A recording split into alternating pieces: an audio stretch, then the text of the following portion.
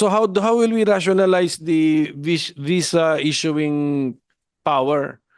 Iwan pa ba natin ang great power with the BID? Kasi sa 613 parang andun ang power sa kanila eh. Ang dami ng immigration is a function that's performed at the port of entry. yeah. So consular functions are under our purview. Thank you po. Sige po. But we have police attachés, defense attachés, meron may yata tayong trade attachés din. Tama po ba? Yes, sir, Mr. Chairman. Trade attachés, police attachés, defense attachés, tourism attachés, Meron din tourism and attachés. labor attachés. Labor attachés. And social welfare. Meron din? Opo. Meron din. Siguro yun na nga because nalilink na yung attaché post iba't ibang government functions. Yes, Commissioner. Meron po sa Australia na immigration attachés tasked with the vetting of the visa applications po. So an immigration attaché would issue the visas while abroad, and he would undergo functions related to the vetting of the application being submitted by the person seeking or applying for the visa, Your Honor. So yes, connected nga to the position paper read by the DFA last time. Okay, meron din, did you notice about the trust fund? Do you endorse this idea? Immigration Trust Fund. Yes, Your Honor. Para saan po ito? Right now, do you have trust funds ngayon? Do you have an immigration trust fund? We don't, Wala. Your Honor. You don't. So that means you will be benefited kung meron man. Pero for what? Anong gamit natin? For what purpose kaya? Your Honor, the Immigration Trust Fund would be sourced from the immigration fees, fines, and penalties and other income that may be collected by the Bureau. Pero 30% lang po ng fees na yon ang set aside for the Immigration Trust Fund. And the amount shall not exceed 1.2 billion per year. And it shall be used exclusively for the following purposes.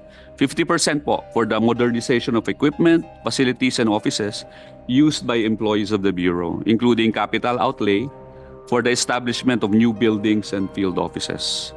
So the maximum amount would be 600 million for that. 30% will be for the payment of employee benefits provided in the Act, and as may be hereafter provided by the Board with the approval of the Secretary of Justice. So maximum amount po niyan would be 360,000, Your Honor. And 20% for the further professionalization of the employees of the Bureau, including training, seminars, and other career advancement programs, the maximum amount of which is 240 million pesos.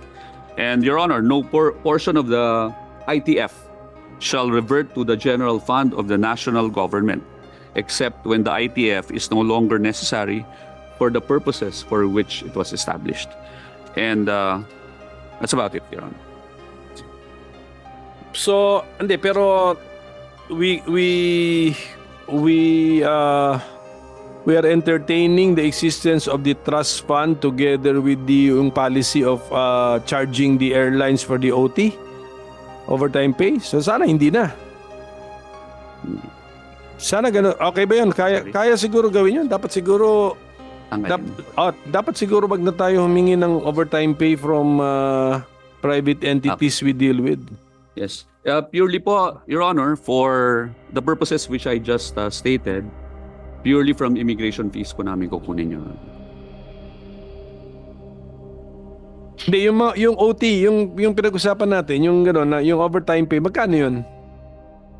In practice? If I may. OT. Express lane fee po, Your Honor, is 500 pesos. 500 pesos po. Hindi, yung gusto nating you're going to build the airlines so that you can pay your people overtime fees. Yan eh. But we're asking for. You don't implement that anymore, but you used to implement it, and then there's a version that it's bringing it back. So ano yung mga empirical data natin dyan? When you used to implement it, magkano po yun? If I may confirm, Yes, Your Honor, yes. opo.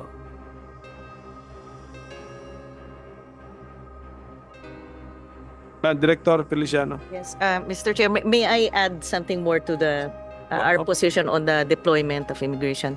So the DFA recommended the deletion of Section 31 of Senate Bill number 291 on the deployment of immigration attaches abroad.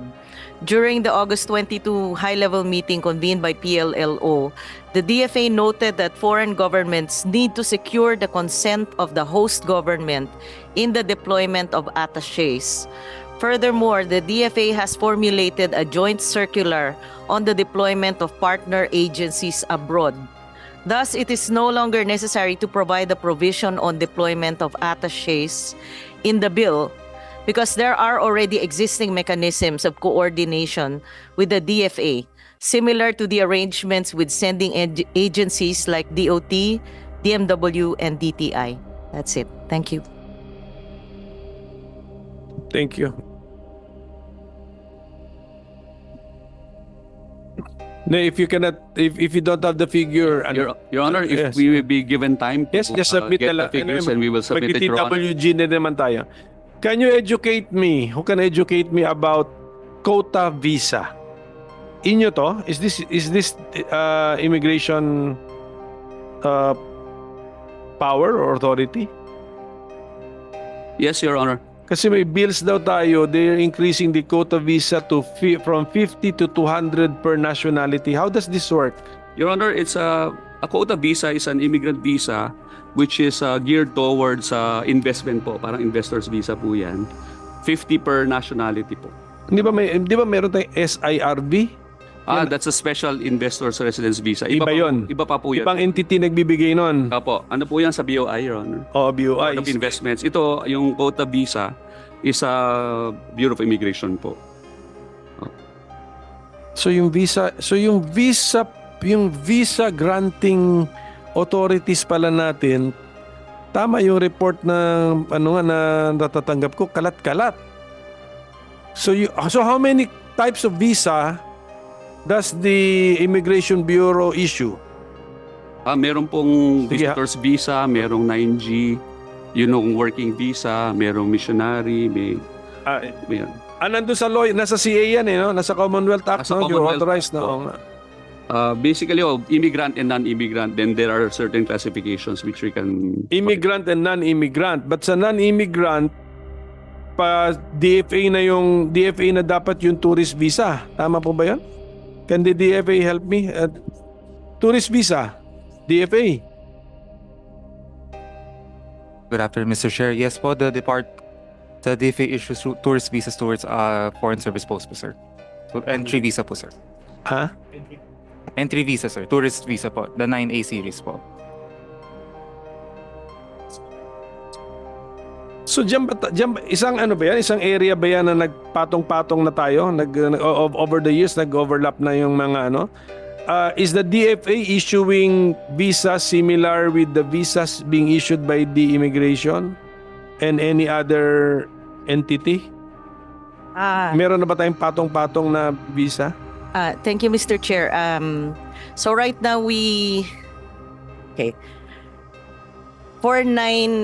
for example, student visas. So we issue student visas at post, but we're also issuing 9A visas, temporary visitors visas, which may be converted to student visas upon arrival. This is covered by there's a joint memorandum of agreement.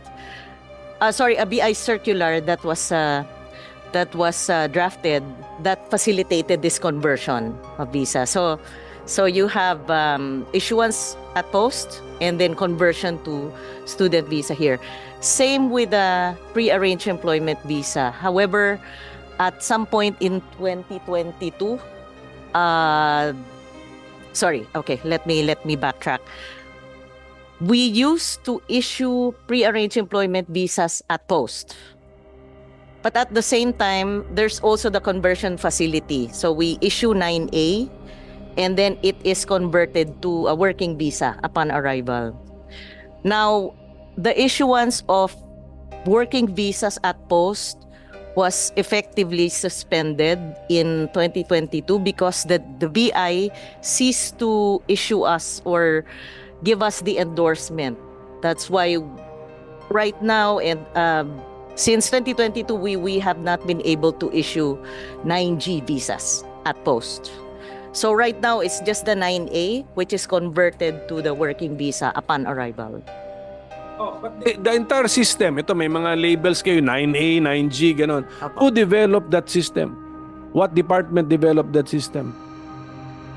Sir, Is BI or DFA? it's both In the- DFA and BI, Your Honor. But it's, of course, based on the Philippine Immigration Act of 1940. But in 2002,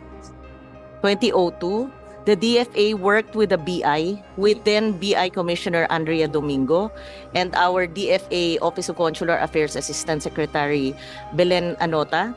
We codified the laws and came up with the codified visa rules and regulations, which both the DFA and BI adhere to and respect. For example, we have categories of visas that we issue out, and these are recognized by the BI. We work in close coordination with each other. Alam po ng BI yung mga ini-issue namin visas, and alam din po namin yung mga conversion. Although we don't report to each other as to for example, how many they have converted to student visas or working visas. They don't report to us. But we do work closely with each other on visa issuances. But as to the formulation of visa policy, it's the DFA that takes the lead. Formulation of visa policy. Ano naman ang legal basis nun? Formulation. What law? Para lang para masilip din namin. Opo. Sige, Mr. Chairman, I would like to first explain our legal basis for why we do what we do, no? Our visa issuing mandate. So it's based on international legal frameworks such as the 1961 Vienna Convention on Diplomatic Relations, 1963 Vienna Convention on Consular Relations. It is also based on the national legal basis Administrative Code of 1987, on the Republic Act number 7157, which is the Philippine Foreign Service Act, and also on the Codified Visa Rules and Regulations of 2002, which we jointly worked on with BI. So, marami po kaming legal basis on why we do the consular function. And the Philippine diplomats, for example, and consular officials are given the consular commission. It's indicated in the Vienna Convention and in the Foreign Service Act, wherein DFA, diplomats, Filipino diplomats and consular officials are given the authority to exercise their consular functions abroad, which includes issuance of visas, issuance of passports to our nationals abroad, and authentication and notarials and every kind of consular documents, Your Honor. So, yun po yung aming legal basis for why we do what we do. So, mukhang na-overtake ka na-overtake ka ng yung 84-year-old law natin, CA, ano ba yan? 613 yun. 613, CA 613, na-overtake ka na ng mga international law developments, parang gano'n, the treaties, gano'n. So how will we rationalize the visa issuing power? Iwan pa ba natin ang great power with the BID? Kasi sa 613 parang andun ang power sa kanila eh. Ang dami ng pati yung section. Yung section. Mr. Chair, unless Attorney Biado, ano ba to? Amended na ba to? Weekend by This is not subsequent weekend, amendments? Your Honor. It's not. Not weekend. An original, Yeah. ano pa?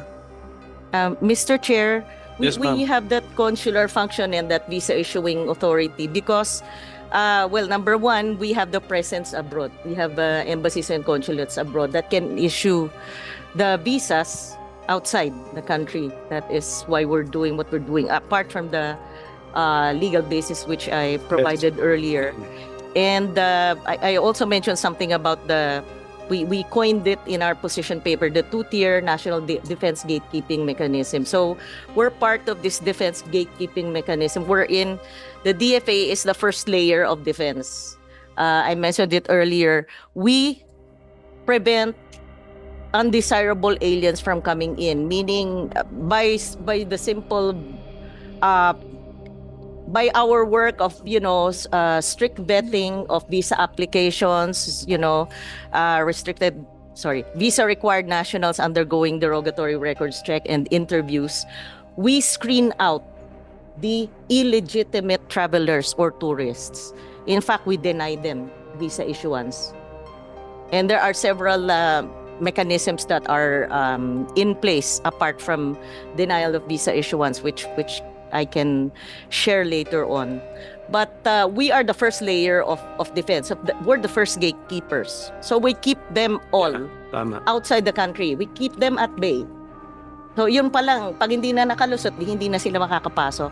So of course, the second layer of defense and the final is the BI, because they're the ones handling admission of aliens, extension of stay, conversion of status, deportation if or when necessary.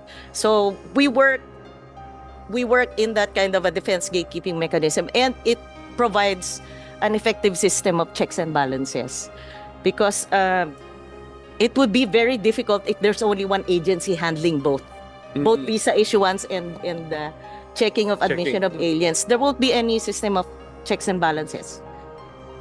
Di ho ba? Thank you, Mr. Chair. Thank you. Yes, Attorney Villanueva. We maintain that the Bureau of Immigration is principally responsible for the administration and enforcement of immigration, citizenship, and alien admission and registration laws. That is provided for clearly in the law. And the proposed measures retain that function of the Bureau of Immigration. Numerous provisions under the Commonwealth Act maintain with the BI the authority to issue visas. As a matter of fact, sections 10 to 12, 15 to 18, 20 to 21 provide for the BI's authority to issue and grant visas to foreign nationals. The visa issuance to the DFA was only a delegated function, Your Honor, since we don't have immigration attaches abroad. I reiterate that it is a delegated function only. So, kailan yun? When and anong document yun? I think that was what Director Feliciano referred to. Yung 2000. That we had an agreement, yes. It was only a delegated function. It was delegated to the Department of Foreign Affairs, but we did not cede any authority provided for under the law to the Department of Foreign Affairs.